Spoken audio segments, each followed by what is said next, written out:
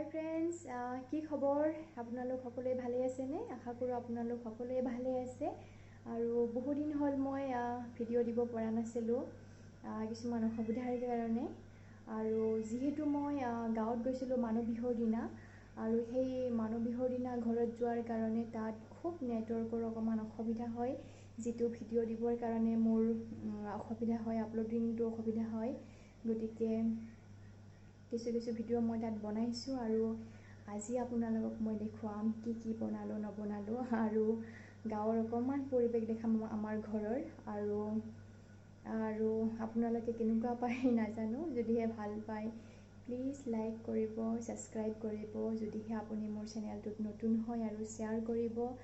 আৰু মই আহিলোঁ মাৰ ঘৰৰ পৰা লাষ্ট ছানডে, সেইকাৰণে আজি আৰম্ভ কৰিছোঁ মই ভিডিঅ' বনাবৰ কাৰণে। গতিকে আহকচোন চাওঁ মই কি কৰিলোঁ। এয়া হৈছে চাউল, যিটো আমি মা আৰু মই মিলি খোলা চাপৰি পিঠা বনাম। এইটো ভাত খোৱা চাউল হয়। আৰু এতিয়া মায়ে চাউলটো খুন্দিব। এয়া চাওক, মা আৰু মই দুইজনী মিলিয়ে কৰি আছোঁ। বন্ধৰ দিনত যিহেতু খোৱাৰে ইয়াতে জুতি লৈ আছোঁ। এয়া ধুনীয়াকৈ মা এতিয়া চালিব। আৰু বন্ধু বান্ধৱীসকল, এই খোলা চাপৰি পিঠাটো মোৰ খুবেই প্ৰিয় হয়, খুব খাই ভাল লাগে। আপোনালোকেও এনেকৈ বনাই খাব পাৰে, একদম সহজ হয় বনাবলৈ।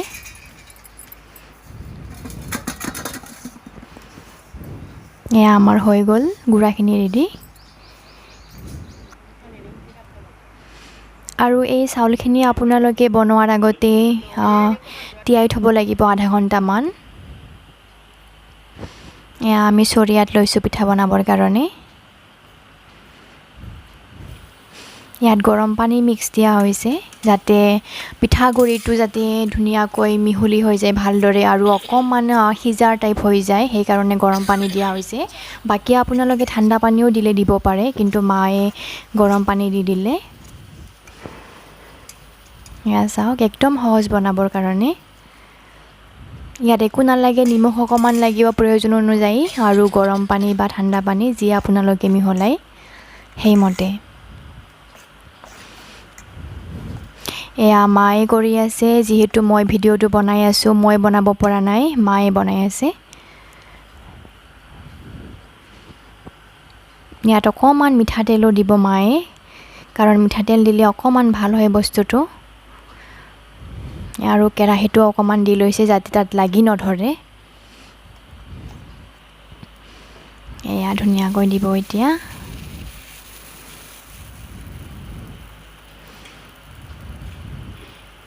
আৰু ইয়াত ঢাকি দিব লাগিব, যাতে ধুনীয়াকৈ সিজি ওলাই পিঠাখন। এয়া হৈছে, যিহেতু প্ৰথম এইখন বনোৱা হৈছে, সেইটোৰ কাৰণে অকণমান দুয়োফালে ওলটাই দিব লগা হৈছে, নহ'লেতো ওলটাই দিব নালাগে, তেনেকৈ হৈ যায়।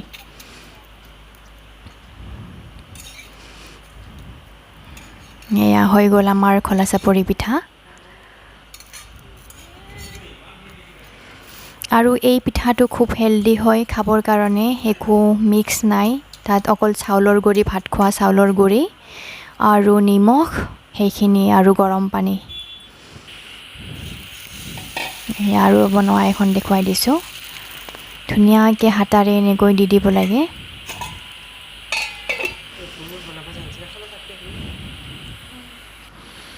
এয়া চাওক, মই দুখনমান বনাই আপোনালোকক দেখুৱাই দি দিলোঁ।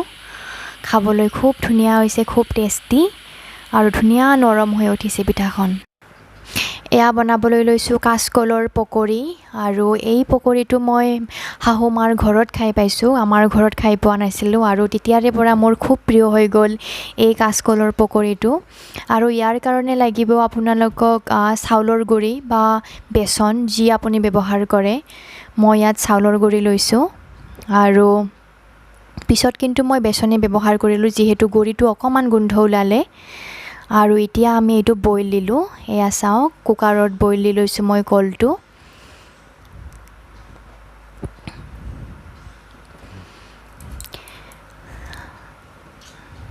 আৰু এয়া বন্ধু বান্ধৱীসকল বেচন লৈছোঁ মই বেচনটো পানীৰে ধুনীয়াকৈ মিহলি কৰি লৈছোঁ আৰু এই মিশ্ৰণটো বনাবৰ কাৰণে মছলাৰ ভিতৰত মই পিঁয়াজ লৈছোঁ, আদা নহৰুৰ পেষ্ট লৈছোঁ, জলকীয়া লৈছোঁ, হালধি অকণমান, তাৰপিছত নিমখ প্ৰয়োজন অনুযায়ী আৰু জালুকৰ গুড়ি, জিৰা গুড়ি, বাছ এইখিনিয়ে লাগে। আৰু এতিয়া মই এইখিনি মিহলাই ল'ম গোটেইখিনি। এয়া চাওক গোটেই মই মিশ্ৰণটো বনাই লৈছোঁ ধুনীয়াকৈ।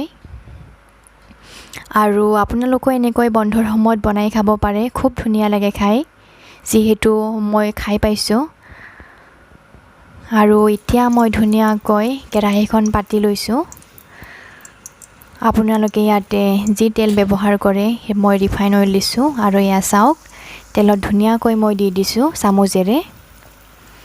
আৰু ধুনীয়া হৈছে দেখিবৰ কাৰণে। এয়া চাওক ধুনীয়াকৈ হ'বলৈ ধৰিছে।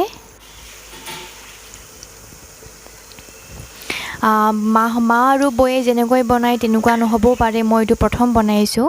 এয়া চাওক কিন্তু খাবলৈ খুব ধুনীয়া, আৰু দেউতাই মোৰ খাই খুব ভাল পাইছে। এয়া চাওক।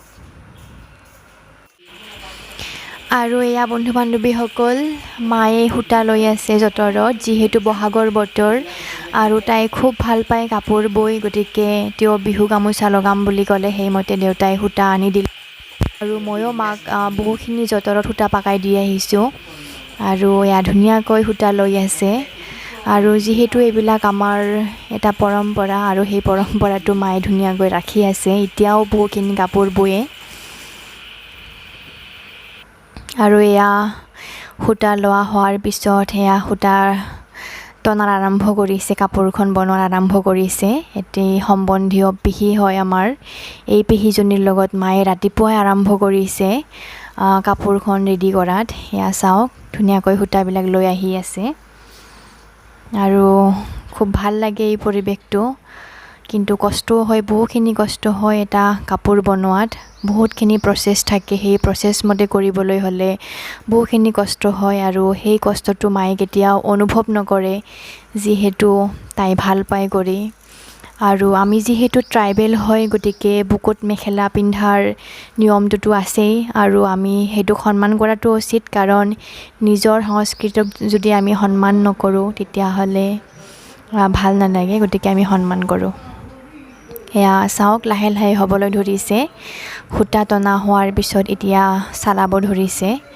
ইয়াত ধুনীয়াকৈ ৰাসত সূতা সোমাইছে, তাৰপিছত ফণীৰে ফণিয়াই গৈ আছে। চুলি আমি যেনেকৈ ফণিয়াওঁ তেনেকৈ সূতাবিলাক ফণিয়াই গৈ আছে, আৰু ধুনীয়াকৈ তাৰপিছত পকাই গৈ আছে।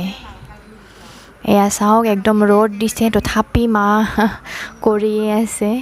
আৰু গাঁৱৰে সেই বৌজনী আহিছে অকণমান সহায় কৰিব, ওচৰৰে হয়।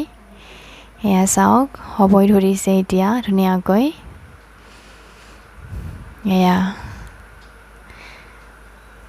আৰু সেইদিনা তাই ভাত চাত খোৱাও মানে বন্ধ কৰি দিয়াৰ দৰে হয়, ভাত চাত খোৱাৰ মনত নপৰে মাৰ, কাৰণ ইমানেই বেছি ভাল পায় যে ভাতো খাব ইচ্ছা নকৰে।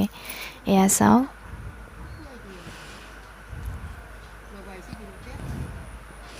আৰু এয়াই বন্ধু বান্ধৱীসকল আমাৰ ঘৰৰ পৰিৱেশ, গাঁৱৰ পৰিৱেশ, যিটো এয়াই সূতাৰ পৰা কাপোৰ বোৱাৰ পৰা যথেষ্টখিনি গাঁৱৰ মানুহে কৰে। আৰু এয়া বাৰীত তামোল লগাই আছে, দেউতাই এয়া মানুহ লৈ আহিছে তামোল গছ পুতাৰ কাৰণে, কিছুমান পুলি লগাব বাৰীত। ঘৰৰ পিছফালে যিখিনি অকণমান খালী মাটি আছে তাতে তামোল গছ পুতি আছে।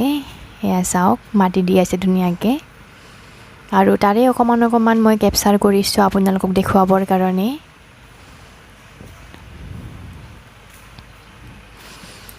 এই দাদাজন খুব ভাল লাগে। আৰু এয়া হৈছে আমাৰ বাৰীৰ পিছফালৰ পথাৰখন। যিহেতু এতিয়া খেতিৰ বতৰ, গতিকে খেতিৰ কাৰণে অকণমান মাটিবিলাক চহাইছে। এয়া পিছফালে ট্ৰেক্টৰ লগাই আছে, কিন্তু দূৰৰ পৰা দেখা নাযায়।